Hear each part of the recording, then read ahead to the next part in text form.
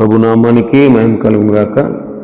కూడి వచ్చిన సంఘ విశ్వాసులు, కర్మల ఆత్మీయ సహవాస సంఘ విశ్వాసులందరికీ మన ప్రభువును ప్రియ రక్షకుడునైన యేసుక్రీస్తు వారి శ్రేష్టమైన నామంలో శుభములు మరియు వందనాలండి.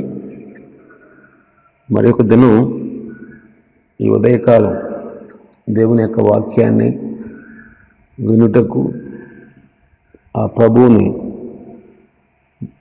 ఆయన మన జీవితాల్లో చేసినటువంటి మేళ్ళకై, ఉపకారాలకై మనసారా స్తుతులు చెల్లించడానికి, ఆయన ముఖ దర్శనంలో నుండి దేవుని యొక్క వాక్యాన్ని విని, ఆయన ప్రశస్తమైన వాక్యం ద్వారా మన జీవితాలను కట్టుకుని స్థిరపరచుకున్నటకు దేవుడు మనకు అనుగ్రహించిన మరొక నూతన దినాన్ని బట్టి మనల్ని సజీవులుగా లేపి ఆయన సన్నిధానంలో నిలబెట్టిన ఆ దేవుని మహాకృపను బట్టి ప్రభునామానికి మహిమ కలుగును గాక. ఆదికాండం 4వ అధ్యాయాన్ని ధ్యానం చేసుకుంటున్నాం. కొన్ని అధ్యాయాల వరకు వచనం వెంబడి వచనం ధ్యానం చేసుకోవడం మనకు అవసరం. ఎందుకంటే కొన్ని సత్యాలు మనం తెలుసుకోవాల్సి ఉంది. ఆ తర్వాత ఒక్కొక్క దినం ఒక్కొక్క అధ్యాయంలోకి రావడానికి అవకాశం ఉంది. కొన్ని అధ్యాయాలు మాత్రం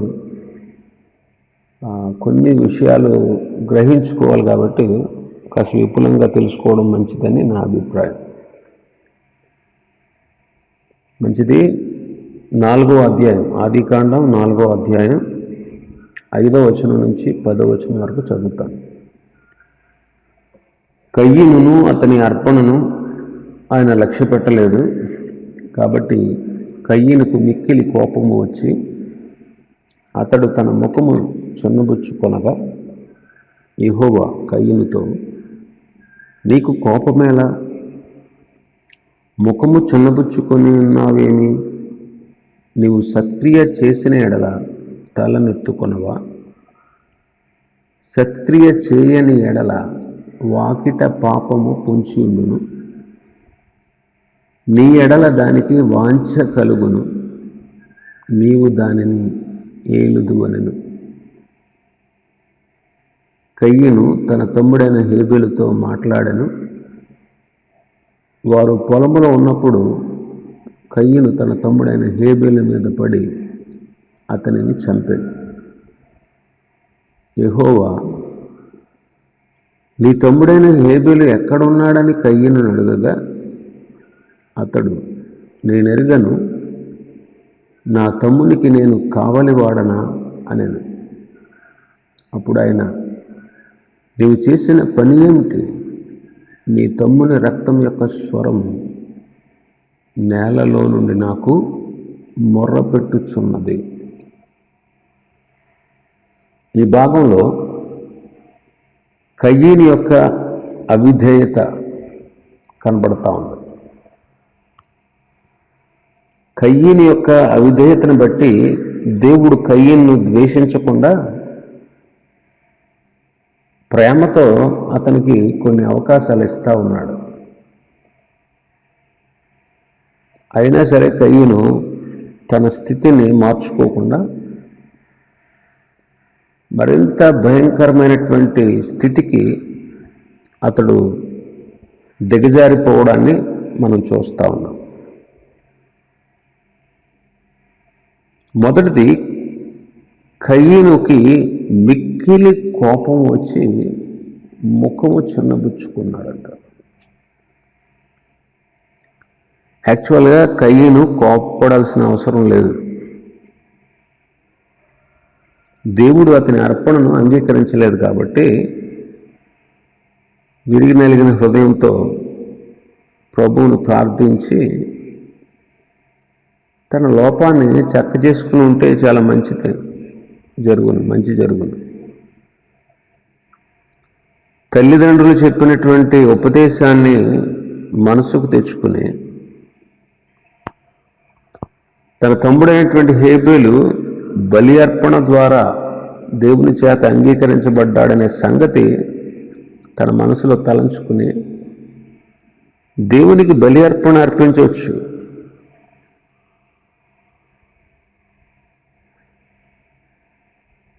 దేవునికి బలి అర్పణ చేయడానికి తన దగ్గర పశువులు లేవనుకుంటే తన తమ్ముడి దగ్గర గొర్రెలు తీసుకోవచ్చు. లేకపోతే కయ్యను వ్యవసాయదారుడు కాబట్టి వ్యవసాయం చేయాలంటే పశువులు అవసరం కాబట్టి దాంట్లో ఏదో ఒకటి బలిగా దేవునికి అర్పించి ఉండాల్సిందే. కయ్యను అలా చేయలేదు. కోపపడి ముఖం చెన్నబుచ్చుకున్నాడు. అలా చేయడం వలన ప్రయోజనం లేదు. మనం కూడా నేటి దినాల్లో ఏ సందర్భంలోనైనా దేవుడు మన ప్రార్థన వినలేదు, అంగీకరించినట్లు కనబడలేకపోతే మనం ప్రభు దగ్గరకు వచ్చి మన లోపాలను చెక్క చేసుకుని ప్రార్థన చేయడం వల్ల ప్రయోజనకరంగా ఉంటుంది. కోపపడడం, చింతించడం, విచారపడడం ఇలాంటి వాటి వల్ల మనకు ప్రయోజనం ఉండదు. రెండవది, ప్రభువు అతన్ని హెచ్చరిస్తున్నాడు. 6వ వచనంలో కయీనుతో అంటాడు ప్రభు, నీకు కోపమేలా, ముఖము చిన్నబుచ్చుకున్నావేంటి అని ప్రభు ప్రశ్నిస్తున్నారు. న్యాయంగా చూస్తే కయ్యను దేవుని వెదకాలి. దేవా, నా అర్పణ ఎందుకు లక్ష్య పెట్టలేదు? నాలో ఉన్న లోపం ఏంటి? అది నాకు తెలియజేయవా అని ప్రభు సన్నిధిలో అతడు వెయిట్ చేయాలి. కానీ అలా జరగలేదు. అయితే ఇక్కడ విచిత్రం ఏంటంటే దేవుడే కయ్యనుని పలకరించి మాట్లాడుతున్నాడు. వీళ్ళ తండ్రి అయిన ఆదాము కూడా పాపం చేసినప్పుడు ఆదాము దేవుని వెతకలేదు. కానీ దేవుడే ఆదామును వెతకి ఎక్కడున్నావు అని పలకరించాడు. అతని పాపము కొరకు ఒక బలి జరిగించి అతనికి చర్మపు చొక్కాయలు తొడిగించి వాడిని పంపించినట్టు ప్రభు మనం చూస్తున్నాం. అలాంటి ప్రేమ గల దేవుడే ఈనాడు కయ్యను కూడా కయ్యను పట్ల కూడా ప్రేమ చూపిస్తున్నాడు. కోప్పడలేదు.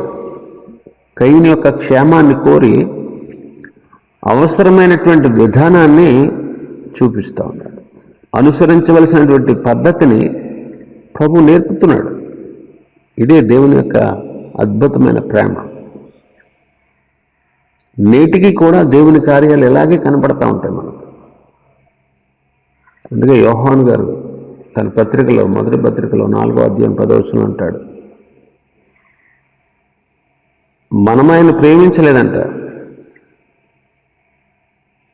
మనం మొదట ఆయన ప్రేమించలేదు. ఆయనే మనల్ని ప్రేమించి మన పాపములకు శాంతికరమై ఉండినట్టు తన కుమారుని లోకానికి పంపించాడు. ఇక్కడ ప్రభు కయ్యనుతో మాట్లాడుతున్నారు. నీవు సత్క్రియ చేసిన ఎడల తల ఎత్తుకోవా అంటే దాని అర్థం ఏంటంటే నువ్వు సత్క్రియ చేస్తే ఇప్పుడు సంతోషంగా ఉండు కదా. అంటే నీవు సరైన బలి తీసుకుని వచ్చి ఉంటే బాగుండేది కదా, నువ్వు సంతోషంగా ఉండు కదా అంటాడు. తన తల్లిదండ్రులు ఇచ్చినటువంటి ఉపదేశానికి లోబడకుండా, దాని ప్రకారం బలి అర్పించకుండా,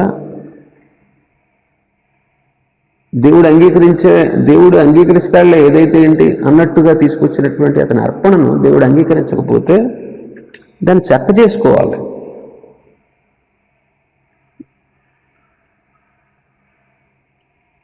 ఆ రీతిగా హేబెల్ లాగా ఆ రక్త బలి తీసుకొస్తే అతడు నెమ్మదిగా ఉండు. నువ్వు సత్క్రియ చేయొచ్చు కదా, సత్క్రియలు చేస్తే తలెత్తుకుంటావు, సంతోషంగా ఉంటావు అంటున్నాడు ప్రభు. అయితే ఈనాడు మనం చేయాల్సిన సత్క్రియ ఏంటో తెలుసా? యేసుక్రీస్తు ప్రభునందు విశ్వాసం ఉంచడమే. యోహాను సువార్త 6వ అధ్యాయం. యోహాను సువార్త 6వ అధ్యాయం 29వ వచనం.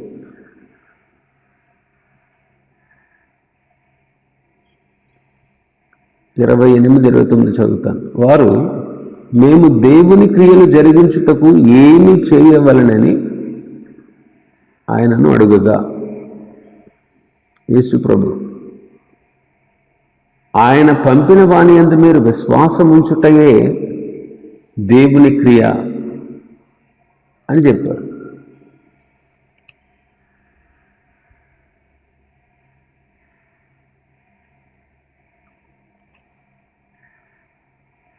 చాలామంది యేసు ప్రభుని వెతుకుచూ వచ్చారండి. ఒకసారి ఆయన సముద్రపు అద్దటికి, సముద్ర బావులు గట్టుకు వెళ్ళారు. అదే అవతల వేరొక ప్రదేశానికి వెళ్ళారు. జనసమూహులందరూ దోణులెక్కి యేసు ప్రభుని వెతుకుచూ కపెర్నహూముకు వచ్చారు. అప్పుడు ఆయన కనుగొని అంటారు, బోధకుడా, నువ్వు ఎప్పుడు ఇక్కడికి వచ్చేసావు అని అడుగుతారు. యేసు ప్రభు వారితో అన్నాడు, మీరు సూచనలు చూచుట వలన కాదు, కానీ రొట్టెలు భుజించి తృప్తి పొందుట వలననే మీరు నన్ను వెతుకుచున్నారని వాళ్ళతో చెప్పాడు.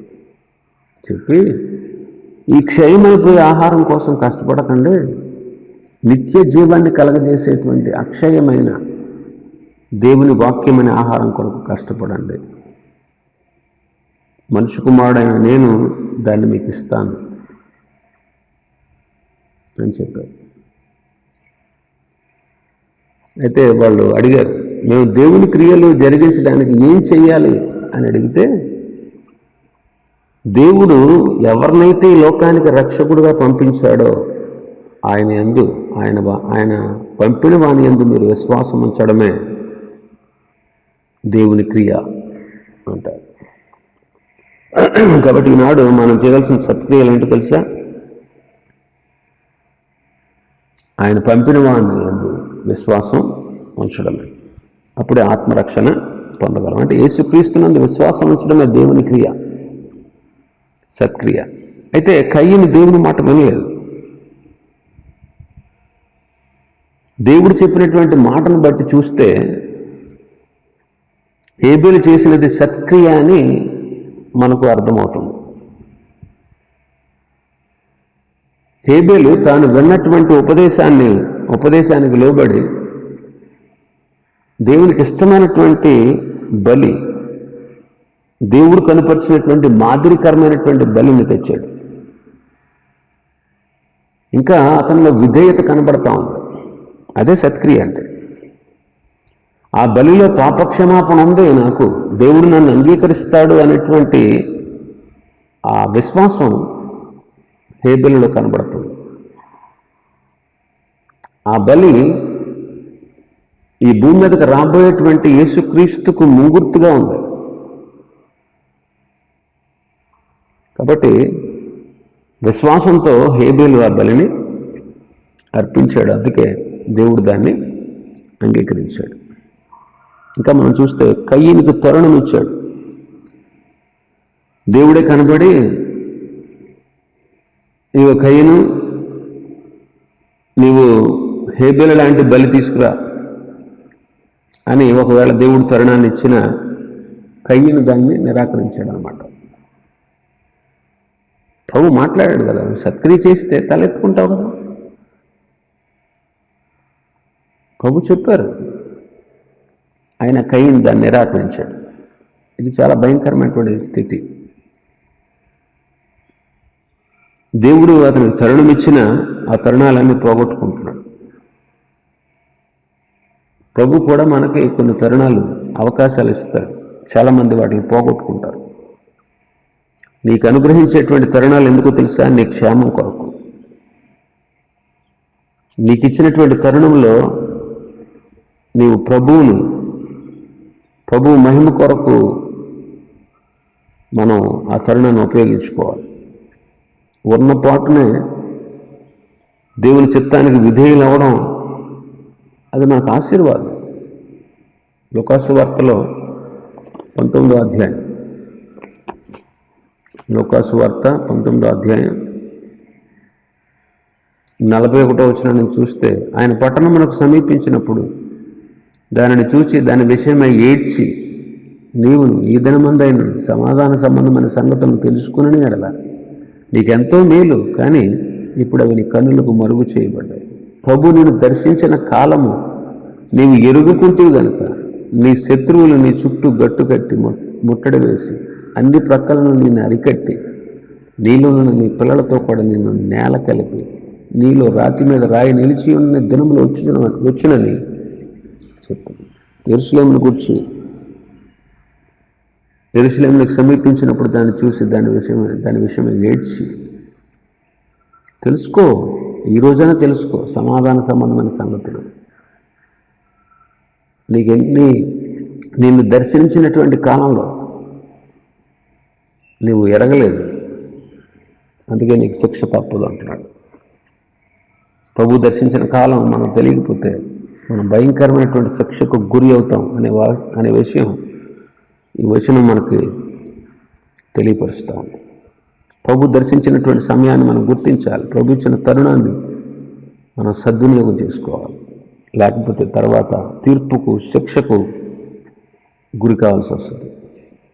కాబట్టి ప్రభు ఇచ్చే హెచ్చరికలను మనం సద్వినియోగం చేసుకోవాలి. 4వదిగా, ఈ క్రీస్తు బలికిని భక్తుని యొక్క సంతోషానికి సంబంధం ఉంది.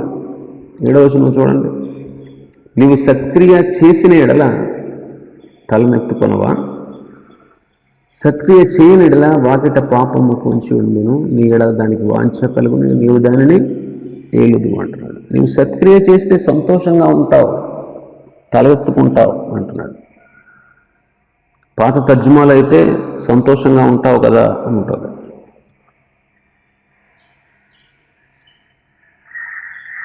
అయితే కయ్యను ఈ దైవ సందేశాన్ని త్రోసివేశాడు. ఈనాడు కూడా యేసుక్రీస్తు ప్రభు మన కోసం బలి అయిపోయాడు. యేసుక్రీస్తు బలి అయిపోయినటువంటి ఆ బలిని నీవు విశ్వాసం ఉంచితే నేడు నీవు కూడా సంతోషంగా ఉంటావు. ఎప్పుడైతే యేసుక్రీస్తునందు విశ్వాసం ఉంచుతావో క్రీస్తు రక్తము మన పాపం నుండి మనల్ని కడిగి పవిత్రపరుస్తుంది, మనకు విడుదల ఉంది. యేసుక్రీస్తునందు విశ్వాసం ఉంచితే యోహాను సువార్త 5:24 ప్రకారం మరణములో నుండి జీవములోనికి దాటించబడతాం. అంత మాత్రమే కాదు, పేతురు రాసిన మొదటి పత్రిక 1వ అధ్యాయం 8-9 వచనాల్లో ఉన్నట్టు చెప్పన సఖ్యము మహిమాయుక్తమైన సంతోషం కలిగి ఆనందించగలం. కాబట్టి యేసుక్రీస్తులో ఆయన యొక్క మరణంలో ఆయన మన కోసం బలైపోయినటువంటి ఆ విధానాన్ని మనం అంగీకరిస్తే మనం సంతోషంగా ఉంటాం. ఆ సంతోషాన్ని పేతురు గారు అంటాడు, చెప్పన సఖ్యము మహిమాయుక్తము అంటున్నాడు.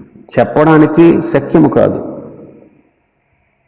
మహిమతో కూడినటువంటిది అంటున్నాడు. కాబట్టి యేసుక్రీస్తు బలిని అంగీకరించడం ద్వారా మనకు సంతోషం. ఆనాడు హేబెలు అంగీకరించాడు దాన్ని, కయ్యను అంగీకరించలేదు. అందుకే సంతోషంగా లేదు, తలెత్తుకోలేదు. ఇంకా ప్రభు హెచ్చరిక చేసింది ఏంటంటే 5వదిగా, సత్క్రియ చేసిన ఎడల తలెత్తుకుంటావు, సంతోషంగా ఉంటావు. సత్క్రియ చేయకపోతే వాకిట పాపము పొంచి ఉంటుంది అంటున్నాడు. యేసుక్రీస్తు యొక్క బలి, మన కోసం ఆయన అప్పగించబడినటువంటి ఆ బలి యందు మనం విశ్వాసం ఉంచకపోతే పాపము పొంచి ఉన్నది అంటున్నాడు. వాకిట పొంచి ఉన్నదే పాపం అంటున్నాడు. కాబట్టి దేవుని వాక్యానికి ఎప్పుడైతే మనం చెవినిస్తామో అప్పుడు సాతాను మన దగ్గర నుంచి పారిపోతాడు. దేవుని వాక్యానికి ఎప్పుడైతే చోటేమోమో అప్పుడు సాతానుకు చోటిచ్చినట్లే. ఎక్కడ యేసుక్రీస్తు బలియందు విశ్వాసం ఉంచుట జరుగుతుందో అక్కడ అలాంటి వారు సాతానుని ఓడించగలరు. గొర్రెపిల్ల రక్తాన్ని మనం ఆశ్రయిస్తే తప్పక సాతాన్ని మనం ఓడిస్తాం. యేసుక్రీస్తు చిందించిన రక్తం మీద ఆధారపడినటువంటి వాళ్ళు ఆ రక్తాన్ని బట్టి విజయాన్ని పొందుతారు. లోకాన్ని, లోకాశల్ని, శరీరాశల్ని, సమస్తాన్ని, వాటన్నిటి మీద విజయాన్ని సాధిస్తారు. లేకపోతే పాపముతోనే పొత్తు పెట్టుకుని పాపులుగానే జీవిస్తూ ప్రభు అన్నట్టు యోహాను సువార్తలో మీరు మీ పాపంలోనే ఉండి మృతి పొందుతారు అన్నాడు. ఇంకా ప్రభు అంటారు నీ ఎడల దానికి వాంఛ కలుగును అంటున్నాడు. ఒక వ్యక్తి మీద పాపానికి ఏముంటుందంట? వాంఛ. పొంచి ఉన్నటువంటి పాపం కయ్యని ఎడల దానికి వాంఛ కలుగుతుంది అని దేవుడే హెచ్చరిక చేశాడు. కానీ లాభం ఏంటి? కయ్యని దాన్ని వినకుండా విసర్జించాడు.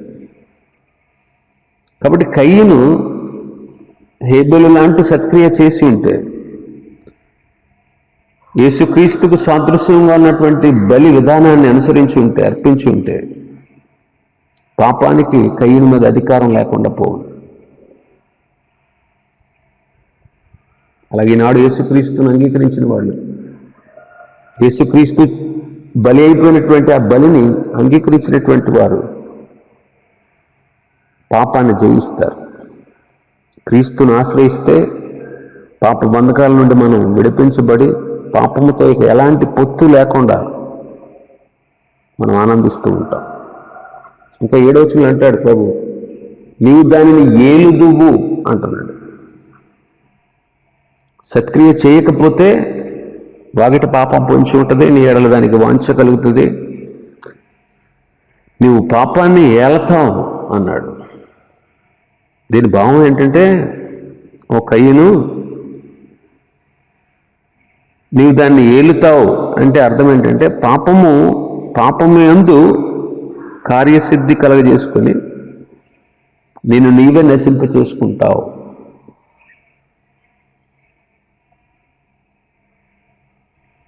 పాపము ఏల్తుంది అంటున్నాడు. కాబట్టి క్రీస్తును ఆశ్రయించిన వారు పాపముల్లోనే ఉండి మరణిస్తారు. క్రీస్తును ఆశ్రయించిన వారు పాప క్షమాపణ పొందుతారు. పాప క్షమాపణ పొందకుండా ఒక వ్యక్తి పరలోక రాజ్యంలో ప్రవేశించలేడు. అయితే తెంచుకోలేనటువంటి సంబంధం పాపానికి కయ్యూనికి కలుగుతుంది అన్నమాట. అది దేవుడు చెప్పినటువంటి మాట. సత్క్రియ చేయని కారణం చేత ఇక పాపంతోనే సంబంధం కలిగి ఉంటాడు. అది తెంచుకోలేని సంబంధంగా మారిపోతుంది.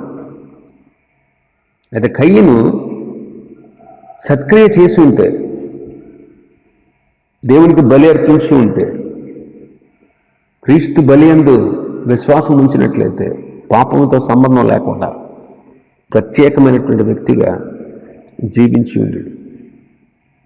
ఈనాడు మనం కూడా నేర్చుకునేటువంటి పాఠం ఉంది. యేసుక్రీస్తునందు విశ్వాసం ఉంచితే పాపము నుండి, లోకం నుండి, సాతాను నుండి మనం ప్రత్యేకించబడి ప్రభు సన్నిధిలో సహవాసం చేస్తూ ఆయనతో జీవించేటువంటి ధన్యత మనకు కలుగుతుంది.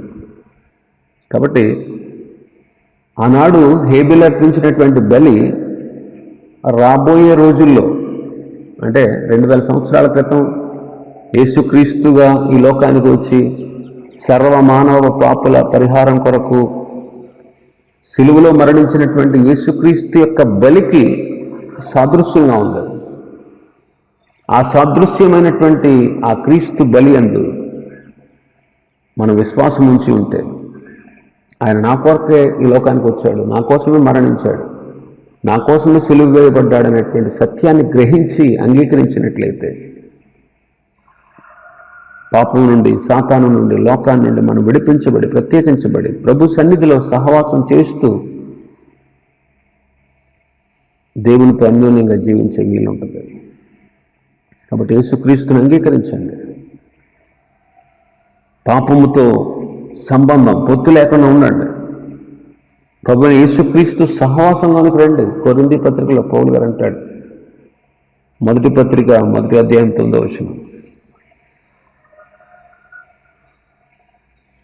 ఆయన సహవాసానికి, ఆయన కుమారుడైన యేసుక్రీస్తు సహవాసానికి మిమ్మల్ని పిలిచాడు అంటాడు. కాబట్టి దేవుని సహవాసంలో ఉండడం ఎంతైనా ఆశీర్వాదం. ఒకసారి అంటే ఒక యవనస్తుడు ఒక దైవ సేవకుడితో, అయ్యా నేను యేసుప్రభుని అంగీకరించాలని ఆశ ఉంది, కానీ లోకాన్ని నేను విడిచిపెట్టలేకపోతున్నానండి అన్నాడంట. అప్పుడు ఆ దైవ సేవకుడు అన్నాడు, నీవు లోకాన్ని విడిచిపెట్టాల్సిన అవసరం లేదు, నువ్వు ప్రభువుని అంగీకరించు. ముందు ప్రభువుని ఎప్పుడైతే నువ్వు అంగీకరిస్తావో లోకమే ఆటోమేటిక్గా నిన్ను విడిచిపెట్టేస్తుంది అని చెప్పాడు. కాబట్టి ఈ లోక సంబంధమైనటువంటి వాటన్నిటి నుంచి మనం విడుదల పొందడానికి క్రీస్తుని ఆశ్రయిస్తే చాలు. క్రీస్తు చిందించినటువంటి ఆ రక్తాన్ని ఆశ్రయిస్తే, క్రీస్తు మన కోసం బలైపోయినటువంటి ఆ విధానం అందు విశ్వసిస్తే చాలు. ఆ తర్వాత మనం చూస్తే 8వ వచనంలో తన తమ్ముడైనటువంటి హేబేలును చంపేశాడు కయ్యను. కయ్యనికి దేవుడు తరుణాలు ఇచ్చాడు, అవకాశాలు ఇచ్చాడు. తల్లిదండ్రులు చెప్పినటువంటి ఉపదేశం మొదటి అవకాశం, మొదటి తరుణం. రెండవది హేబేలు తీసుకొచ్చాడు కదా బలి, అలా తీసుకొచ్చి ఉంటే అదొక అవకాశం. అప్పుడైనా మనసు మార్చుకుని బలి అర్పించాల్సి ఉండాల్సింది.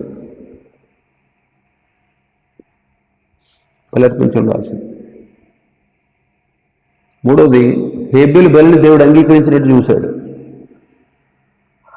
అలాంటి బలి ఇచ్చి ఉంటే ఇతను కూడా దేవుడు అంగీకరించింది, అదొక తరుణం. నాలుగవది దేవుడే ప్రత్యక్షమై నువ్వు సత్క్రియ చేస్తే సంతోషంగా ఉంటావు కదా అన్నాడు. అప్పుడు వినలేదు. ఒరే బాబు, నీ కోసం వాకిట పాపం పొంచి ఉందరా అన్నాడు ప్రభు. అయినా మారలేదు. నువ్వు సత్క్రియలు చేయకపోతే నష్టం కలుగుద్దిరా అని ప్రభు చెప్పాడు ఖచ్చితంగా. అయినా వినలేదు. చివరికి తన తమ్ముని హత్య చేశాడు. దీని కారణాన్ని యోహాను గారు తన పత్రికలో రాశాడు. యోహాను మొదటి పత్రిక 3వ అధ్యాయం 12వ వచనం, మనము కయ్యను వంటి వారమే ఉండరాదు. వాడు దుష్టుని సంబంధియే తన సహోదరుని చంపాను. వాడు అతనిని ఎందుకు చంపాను? తన క్రియలు చెడ్డవి, తన సహోదరుని క్రియలు నీతి గలవై ఉండేను గనుకనే కదా. అతడు దుష్టుని సంబంధి అని ఉంది. అంటే సాతాను యొక్క ఇష్టాన్ని నెరవేర్చడానికి, సాతాను తనలో కల్పించినటువంటి ఇష్టాలను నెరవేర్చుకోవడానికి సాతానుకు తనను తాను అప్పగించుకున్నాడు. కాబట్టి సాతాను చెప్పినట్టే చేశాడు. యోహాను సువార్త 8:44లో ప్రభు చెప్పిన మాట ఏంటంటే, వాడు ఆది నుండి నరహంతకుడు, అబద్ధికుడు అని ప్రభు అపవాదుని గురించి హెచ్చరించాడు. కనుక అపవాది సంబంధి వాడి చేతుల్లో ఉన్నాడు కాబట్టి ఆ అపవాది యొక్క ఇష్టాన్ని నెరవేర్చాడు. రెండవది అతని క్రియలు చెడ్డాయి. మొదటిది వాడు దుష్టుని సంబంధి, రెండు వాడి క్రియలు చెడ్డవి, తన సహోదరుని క్రియలు నీతి గలవై ఉన్నాయి కాబట్టే చంపాడు అంటున్నాడు. ఆది నుంచి జరిగేది అదే. యేసుక్రీస్తు ప్రభుని శాస్త్రుడు, పరిసయ్యులు, ప్రధాన యాజకులు వీళ్ళందరూ కలిసి ఎందుకు చంపేశారు, సిలువేశారు? వాళ్ళ క్రియలకి భిన్నమైనటువంటి క్రియలు ప్రభు వాళ్ళని హెచ్చరించాడు.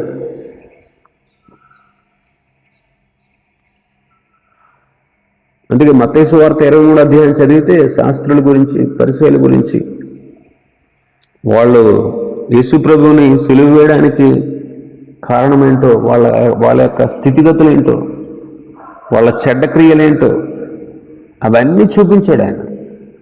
వాళ్ళ వేషధారణను తేటపరిచాడు, వాళ్ళ గుట్టంతా బయటపెట్టాడు. అందుకే వాళ్ళు ఏ కారణం లేకుండానే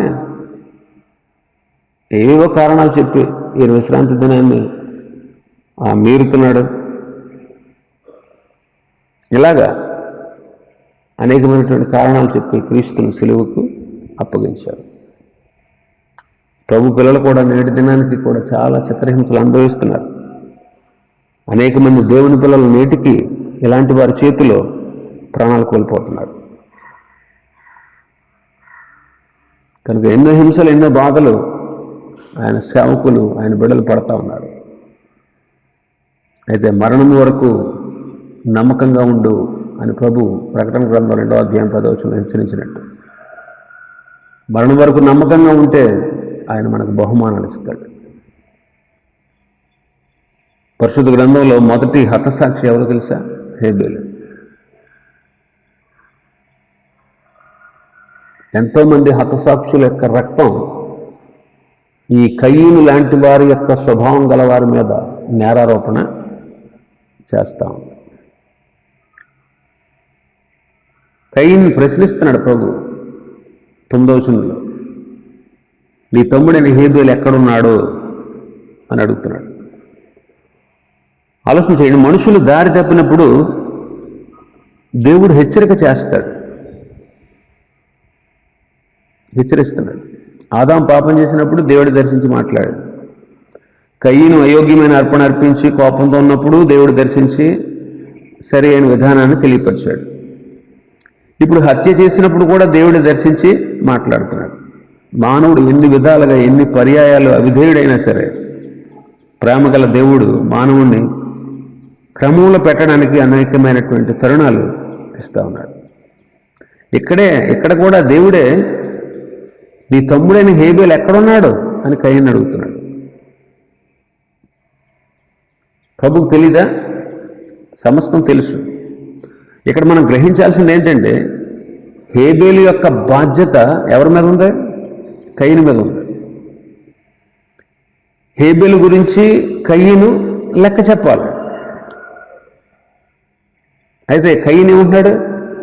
నా తమ్మునికి నేను కావలివాడనా అంటున్నాడు 9వ వచనం ఆఖరిలో. తప్పు చేసినప్పుడు ఒప్పుకోవడానికి బదులు ఉపాయంగా తప్పించుకోవడానికి చూస్తున్నాడు. తప్పుకోవడానికి ఏమాత్రం అవకాశం లేదు. జీవము గల దేవునికి అతడు అవిధేయత చూపిస్తూ ఉన్నాడు. తప్పు కప్పుకోవడానికి చూస్తున్నాడు.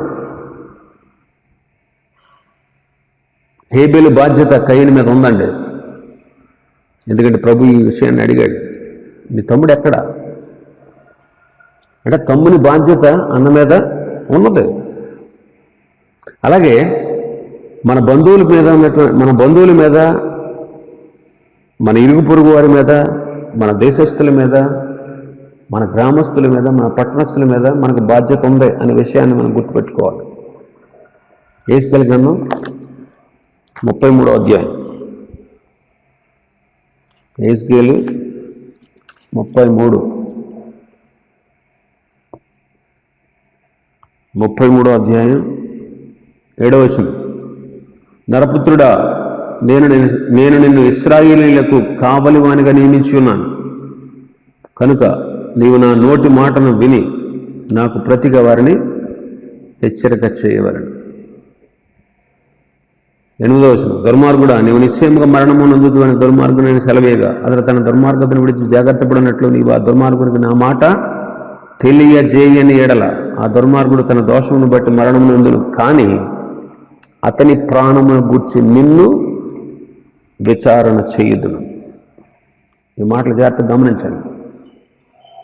రక్షణ పొందినటువంటి వాళ్ళు రక్షణ పొందని తన చుట్టూ ఉన్న వారందరి మీద బాధ్యత కలిగి ఉన్నారనే విషయాన్ని గుర్తుపెట్టుకోండి.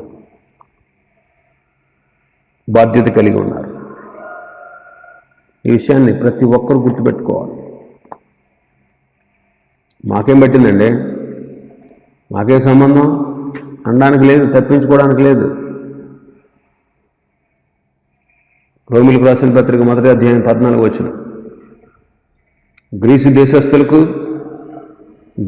దేశస్థులు కాని వారికిని, జ్ఞానులకును, మూఢులకును నేను రుణస్థుడను కాగా నా వలనైనంత మట్టుకు రోమాలోని మీకును సువార్త ప్రకటించుటకు సిద్ధంగా ఉన్నాను. సువార్తను గురించి నేను సిగ్గుపడివాడను కాను.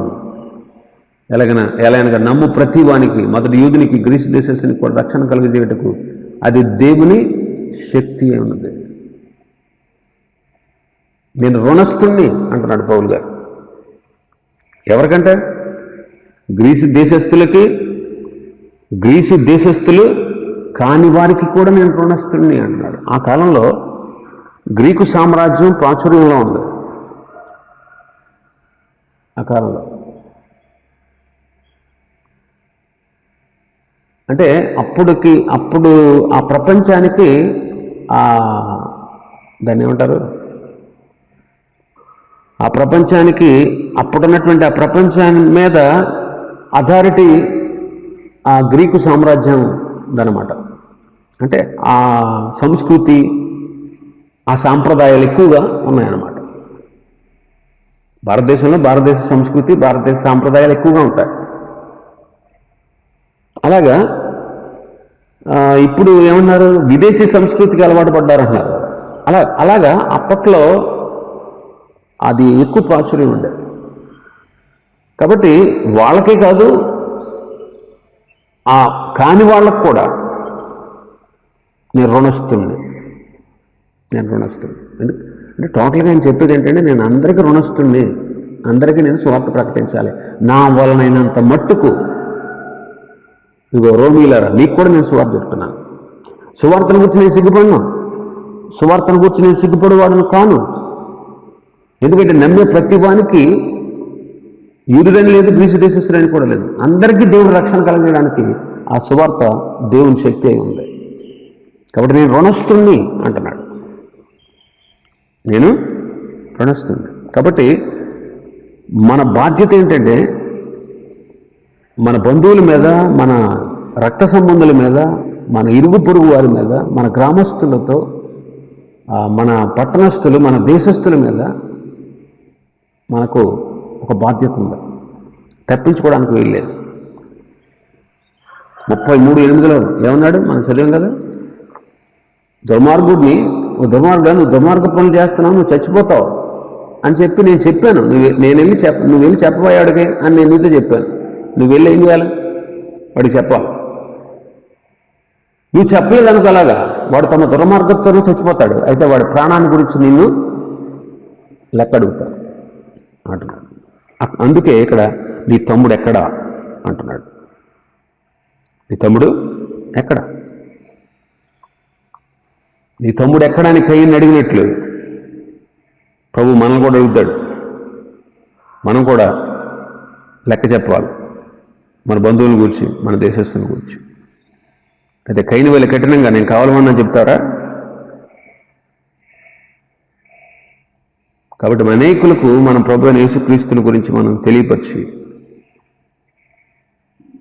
వారిని రక్షణలోకి నడిపించాల్సిన బాధ్యత ఉంది. అందుకే తిమోతితో అంటాడు పౌలు గారు, పనిచేయి, సువార్తికుని పనిచేయి, శ్రమపడు, సమయమందు అసమయమందు ప్రయాసపడు అంటాడు. ఇంకా అపొస్తలుల కార్యములు 20వ అధ్యాయం 26వ వచనంలో పౌలు గారు అంటాడు. ఒకసారి చూద్దాం. అపొస్తలుల కార్యములు 20వ అధ్యాయం 26వ వచనం.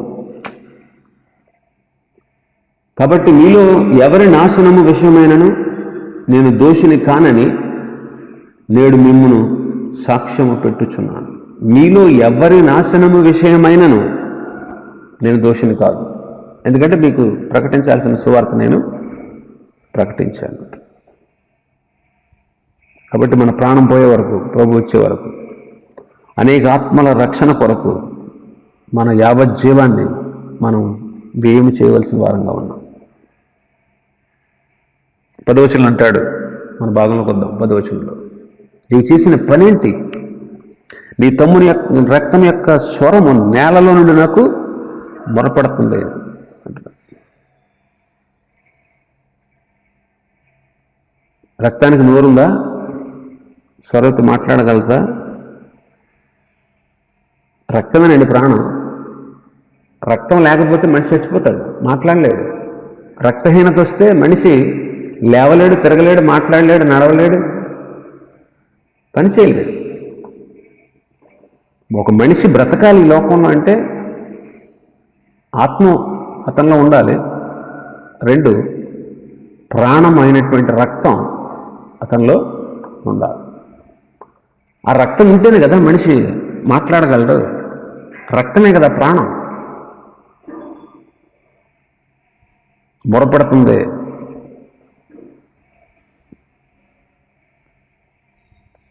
అందుకే హెబ్రీ పత్రికలో పౌలు గారు అంటాడు 12వ అధ్యాయం 24వ వచనంలో, కాబట్టి చూడండి హెబ్రీ పత్రిక 12:24. క్రొత్త నిబంధనకును మధ్యవర్తి అయిన యేసునందుకు హేబెలు కంటే మరి శ్రేష్టముగా పలుకు ప్రోక్షణ రక్తమునకును మీరు వచ్చి ఉన్నారు. యేసుక్రీస్తు ప్రభు రక్తాన్ని గురించి చెప్తూ, యేసుక్రీస్తు దగ్గరకు వచ్చారు మీరు, సియోను కొండకు, జీవము గల దేవుని పట్టణానికి, పరలోకపు యెరూషలేముకు, వేవేల కొలది దేవదూతల వద్దకు, పరలోకమందు రాయబడిన జ్యేష్ఠుల సంఘమునకు, వారి మహోత్సవానికి, అందరి న్యాయాధిపతి అయిన దేవుని దగ్గరికి, సంపూర్ణ సిద్ధి పొందినటువంటి నీతిమంతుల ఆత్మల వద్దకు, క్రొత్త నిబంధనకు మధ్యవర్తి అయిన యేసుని వద్దకు, హేబెలు కంటే మరి శ్రేష్టముగా పలికేటువంటి ప్రోక్షణ రక్తమునకు మీరు వచ్చారు అంటున్నారు. మీరు వచ్చారు. మనకున్నటువంటి ఆధిక్యతలండి ఇవన్నీ. యేసుక్రీస్తు రక్తం, దాని గురించి భక్తుడు వివరిస్తూ హేబెలు కంటే మరి శ్రేష్టముగా పలికేటువంటి రక్తం అంట యేసుక్రీస్తు రక్తం. హేబెలు కంటే కూడా మరి శ్రేష్టముగా పలికేది. కాబట్టి యేసుక్రీస్తు ప్రభు రక్తమందు, ఆయన చిందించినటువంటి రక్తమందు మనం విశ్వాసం ఉంచుతుంది. ఆయన కార్చిన రక్తం మనల్ని మరింత ఎక్కువ శుద్ధి చేస్తుంది. మన మనస్సాక్షిని శుద్ధి చేస్తాం. ఆ రక్తం పలుకుతూ ఉంది, మనల్ని నీతిమంతులుగా తీర్చింది. ఆ రక్తం క్రిందకి మనం వచ్చాం. హేబెలు రక్తం న్యాయం తీర్చమని అడిగి ఉండొచ్చు. క్రీస్తు రక్తం క్షమించమని మరి శ్రేష్టమైనటువంటి మాట పలుకుతూ ఉంది. కాబట్టి యేసుక్రీస్తు ప్రభు రక్తములోనే మన పాపములు పరిహరించబడతాయి. కాబట్టి పలుకుతుంది రక్తం. నోరు కలిగి పలుకుతుంది. రక్తం పలకగలదా, మొరపెట్టగలదా? ఒకసారి అంట ఒక మీటింగ్లో ఒక నాస్తికుడు ప్రశ్నించాడంట, ఆదికాండం 4:10 రక్తం మొరపెట్టినట్లుంది, రక్తం మొరపెట్టడం ఎవరైనా అన్నారా? బైబిల్లో ఉన్న ఈ మాట తప్పు అని ప్రశ్నించాడు. అప్పుడు ఒక దైవజనుడు ఆయన ఇచ్చిన సమాధానం ఏంటంటే, రక్తం యొక్క మొర్ర విన్నటువంటి దేవుడు నేను విన్నానని చెబుతున్నాడు కదా, రక్తం యొక్క మొర్ర వినలేదు, అది పలకదు అని మానవ మాత్రుడైనటువంటి నీవు ఈ ప్రశ్న అడుగుతున్నావు. ఎవరా నువ్వు అసలు? దేవుడే విన్నాడని చెప్తున్నాడు కదా అన్నాడంట. అతడు నెమ్మదిగా అతడు ఇంకా మాట్లాడకుండా మారుమాడు మాట్లాడకుండా అలా ఉండిపోయాడు. సర్వశక్తి సంపన్నుడైనటువంటి దేవునికి అసాధ్యమైనదంటే ఏది లేదు.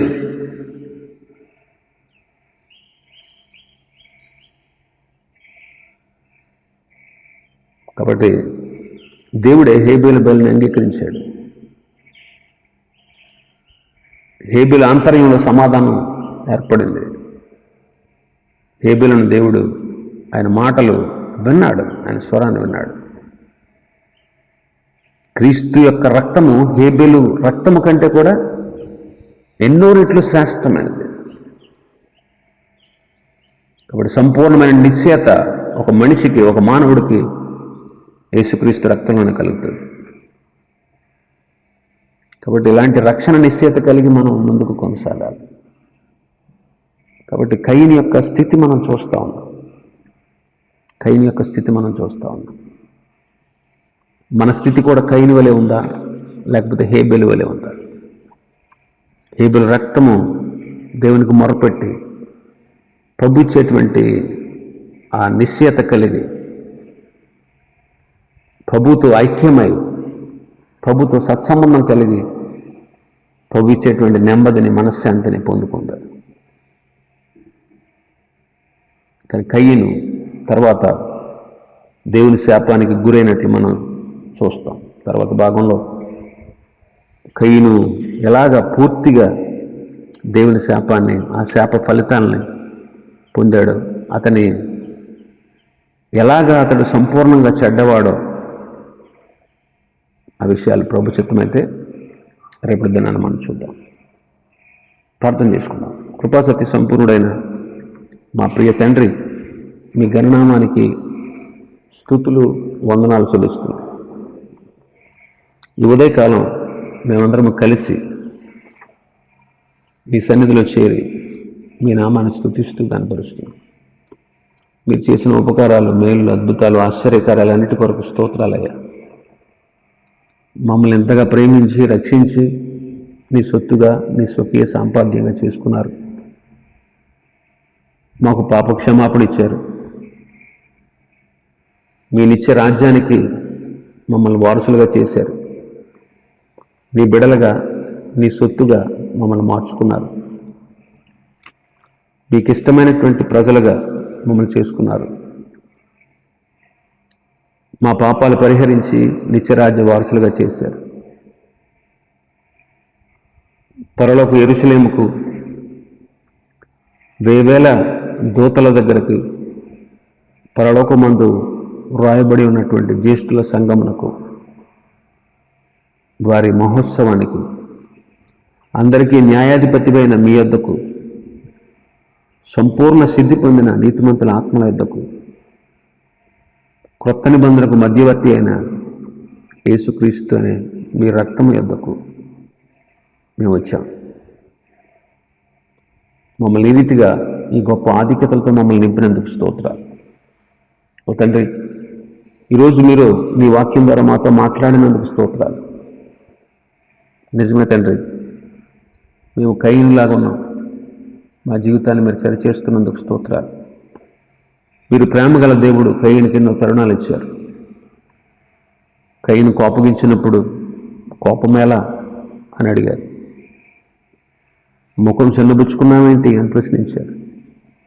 న్యాయంగా చూస్తే కయీనే మిమ్మల్ని వెదకి మీ దగ్గరకు వచ్చి, దేవా ఎందుకు నా అర్పణ లక్ష్య పెట్టలేదు, నాలో ఉన్న లోపమేంటి అని సరిచేసుకుని కన్నీళ్లతో నేను అడిగి సరిచేసుకోవాల్సింది. కానీ మీరే కయీనుని పలకరించి మాట్లాడుతున్నారు. మీరెంత ప్రేమ గలవాడుతండి. మీ అపారమైన ప్రేమ కొరకు స్తోత్రాలు. ఎన్నోసార్లు మేము కూడా కయీనులాగా ప్రవర్తించినప్పుడు మీరే మమ్మల్ని పలకరిస్తున్నారు, మీరే మమ్మల్ని సరిచేస్తున్నారు, మీరే నీ వాక్యం ద్వారా మాతో మాట్లాడుతున్నారు. మేము తప్పిదాల్లో ఉన్నప్పుడు, పొరపాట్లో ఉన్నప్పుడు మీరు మాకు ఎన్నో తరుణాలు ఇస్తున్నారు. ఆ తరుణాలు మేము పోగొట్టుకోకుండా సద్వినియోగం చేసుకోవడానికి సహాయం చేయండి. సమయమును పోనీయక సద్వినియోగం చేసుకోండి అని నీ వాక్యం సెలవించినట్లు, మీరు పలుకుచున్నప్పుడు, మీరు హెచ్చరిస్తున్నప్పుడు, మీరు గద్దించినప్పుడు మేము ఆ గద్దింపును సద్వినియోగం చేసుకున్నట్టుకు సహాయం చేయండి. ఎన్నో తరుణాలు ఇచ్చారు, కానీ ఆ తరుణాలన్నీ పోగొట్టుకున్నాడు. ఎన్నో హెచ్చరికలు చేశాడు. సత్క్రియ చేయొద్దా, సత్క్రియ చేస్తే తలెత్తుకుంటావు, సంతోషంగా ఉంటావు, సత్క్రియ చేయకపోతే పాపం పొంచి ఉంటుంది, దాని ఎడల నీకు వాంఛ కలుగుద్ది, నీవు దాన్ని ఏలతావు అని అతని జీవితాన్ని సరిచేయడానికి మీరు ఎన్నో మాటలు పలికినట్లు మేము చూస్తూ ఉన్నాం. కానీ కయీను తన స్థితిని గుర్తించలేదు, మీకు విధేయత చూపలేదు, హేబెలును చంపాడు. అయితే ఆ విషయంలో కూడా అతనితో మాట్లాడారు. అప్పుడు కూడా తరుణాన్ని ఇచ్చారు. కానీ తన తరుణాన్ని, తనకు ఇవ్వబడిన తరుణాలన్నింటినీ పోగొట్టుకున్నాడు. మేము కూడా మీరు మాతో మాట్లాడుతున్నప్పుడు, మీరు మాకు తరుణం ఇస్తున్నప్పుడు మీరు మాకు అవకాశం ఇస్తున్నప్పుడు, మేము సరి చేసుకునే అవకాశం ఇస్తున్నప్పుడు మేము సరి అవ్వడానికి సహాయం చేయండి.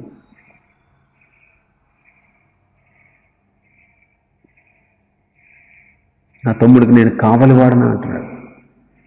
ఈ సత్యం ద్వారా మాకు కొన్ని విషయాలు నేర్పించారు. మేము కూడా మా బంధువులు, రక్త సంబంధులు, మా ఇరుగు పొరుగు, మా దేశస్తుల మీద మేము బాధ్యత కలిగి ఉన్నాం అనే సత్యాన్ని మాకు నేర్పించారు. అందరి బట్టి మీకు స్తోత్రాలు. విన్నటువంటి ఈ వాక్యాన్ని మేము అన్వయించుకోవడానికి, మా జీవితాల్లో ఈ వాక్యం ద్వారా సరిచేయబడడానికి, హెచ్చరించబడడానికి మీరు చూపించినటువంటి తరుణాన్ని బట్టి, అవకాశాన్ని బట్టి మరొకసారి మీ నామాన్ని స్తుతిస్తూ హృదయపూర్వక కృతజ్ఞతలు చెల్లిస్తూ కూడొచ్చిన బిడ్డలందరూ జ్ఞాపకం చేసుకోండి. వాక్యం నీ బిడ్డలు వారి హృదయాల్లో మరి తండ్రి నీ మాటలు వారికి అనుగ్రహించబడి, ఈ మాటలు వారి హృదయాల్లో పనిచేసి మేము కూడా జాగ్రత్త పడడానికి, హేబెలు లాంటి ప్రవర్తన కలిగి జీవిస్తూ కయ్యను వంటి ప్రవర్తనను మేము విసర్జిస్తూ మీ కృపలో వర్ధిల్లుటకు సహాయం చేయండి. మరలా తిరిగి రేపు ఉదయం మేము అందరం కలుసుకుని నీ వాక్యాన్ని వినుటకు సహాయం చేయండి. ఘనత, మహిమ, ప్రభావం మీకు చెల్లిస్తూ హృదయపూర్వకంగా మీకు కృతజ్ఞతలు చెల్లిస్తూ రక్షకుడైన దేవుడు మీ నామాన్ని స్తుతిస్తూ ఇదిగో ప్రభువా, మేమందరము కలిసి ప్రతిదినం నీ వాక్యాన్ని వింటున్నాం. విని విడిచిపెట్టడం కాదు, వాక్యానుసారమైన ప్రవర్తన కలిగి మీలో ఐక్యపరచబడి మీ కృపలో కొనసాగుతూ మీరు ఇచ్చేటువంటి దీవెనల ఆశీర్వాదాలు పొందుకునేటువంటి భాగ్యాన్ని మాకు దయచేయమని ఘనత, మహిమ, ప్రభావం మీకు చెల్లిస్తూ హృదయపూర్వకంగా కృతజ్ఞతలు చెల్లిస్తూ నమ్మదగిన దేవుడు, రక్షకుడు అని మీ నామాన్ని కనపరుస్తూ మా జీవితకాలం అంతా కూడా మీ నామాన్ని హెచ్చించేటట్లు, మిమ్మల్ని గణపరిచేటట్లు, మహింపరిచేటట్లు సహాయం చేయండి. మీ చిత్తానికి, మీ ఇష్టానికి మేము లోబడి జీవించేటట్లు సహాయం చేయండి. మరలా తిరిగి రేపు ఉదయం మీ ముఖ దర్శనం చేసుకుని మా జీవన విధానాన్ని కొనసాగించుకున్నట్టు సహాయం చేయమని దూరాన, సమీపాన ఎంతమంది అయితే ఈ వాక్యాన్ని వింటూ ప్రభు మీ నామాన్ని మహింపరుస్తున్నారు నీ బిడ్డలందరినీ మీరు జ్ఞాపకం చేసుకోమని ఈ తరుణాన్ని, అవకాశాన్ని మాకు ఇచ్చినందుకు మరొకసారి మీ నామాన్ని స్తుతిస్తూ హృదయపూర్వకంగా కృతజ్ఞతలు చెల్లిస్తూ నమ్మదగిన దేవుడు, రక్షకుడు అని మీ నామాన్ని కనపరుస్తూ చేసిన ఉపకారాలు, మేలును బట్టి, మీరు అనుగ్రహించిన వాక్యాన్ని బట్టి మరొకసారి మీ నామాన్ని స్తుతిస్తూ ఈ స్తుతి ఆరాధన మీకే సమర్పిస్తూ ప్రార్థించి సమర్పించి బతిమాడు